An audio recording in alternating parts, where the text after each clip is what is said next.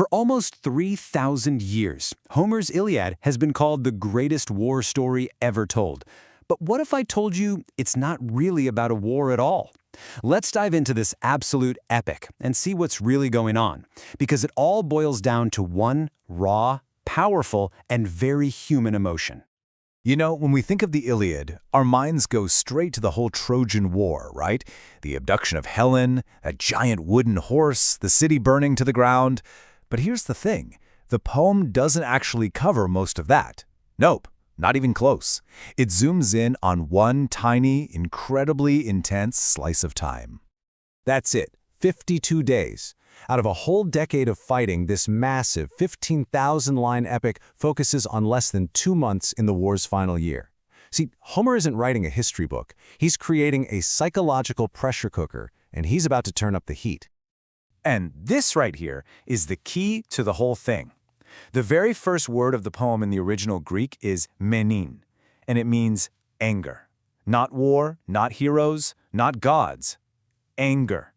From the very first breath, Homer is telling us exactly what this story is about. It's an investigation into a single, unbelievably destructive emotion.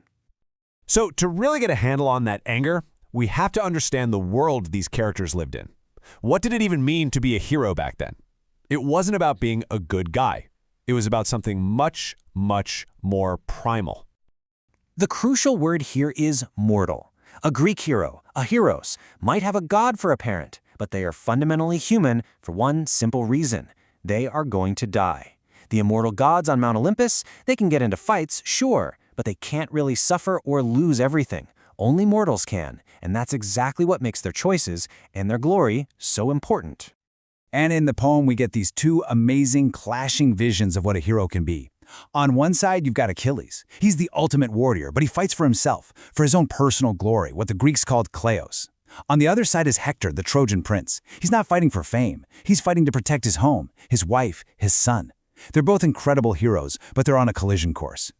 And this is the deal. This is the hero's bargain. Achilles knows his fate. He has a choice. He can go home, live a long, happy, normal life, and be forgotten by history. Or he can stay and fight at Troy, die young, but win unfading glory. His name will live forever. For a Greek hero, this was hardly a choice at all. Glory was everything. So how does this obsession with glory light the fuse for the entire story? Well, let's track the anger of Achilles. This isn't just a temper tantrum, it's a catastrophic chain reaction that almost destroys his entire army. It all starts with an insult. The head honcho, Agamemnon, publicly disrespects Achilles, taking his prize of war.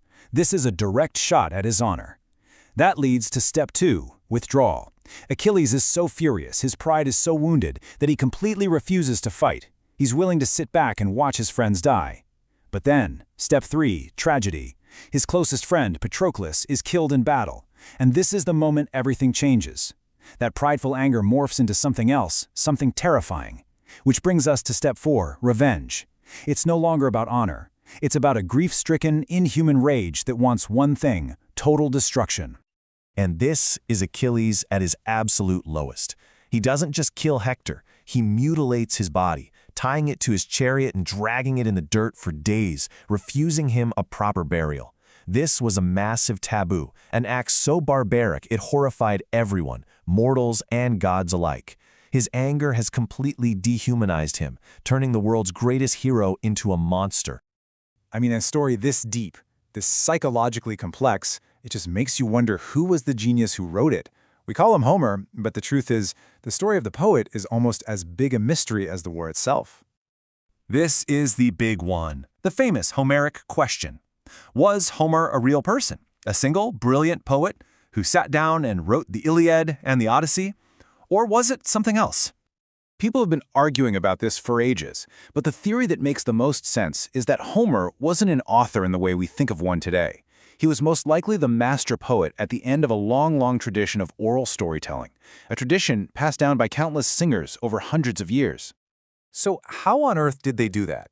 How do you compose a 15,000-line epic live in front of an audience? Well, they had a system.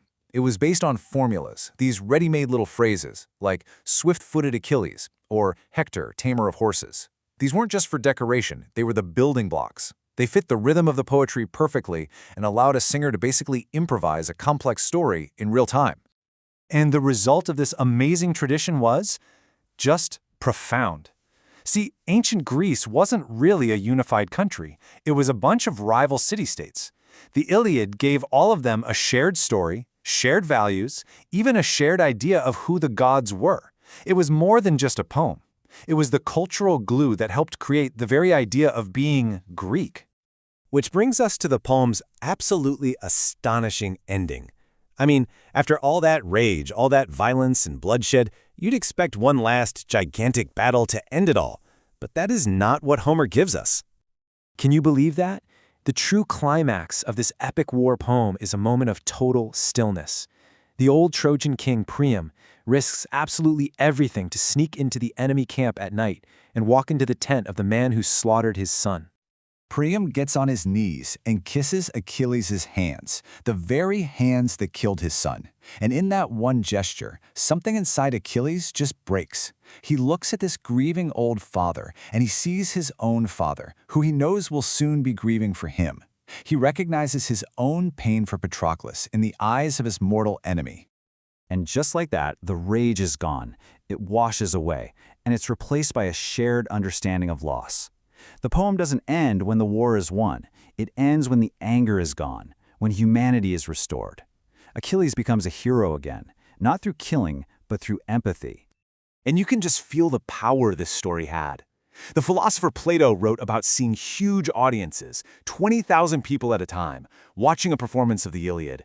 He said they would all be weeping at the sad parts and terrified at the scary parts. This wasn't just a story. It was a powerful, shared emotional journey. So it all comes full circle. The Iliad starts by showing us an anger so powerful it can make a man into a monster.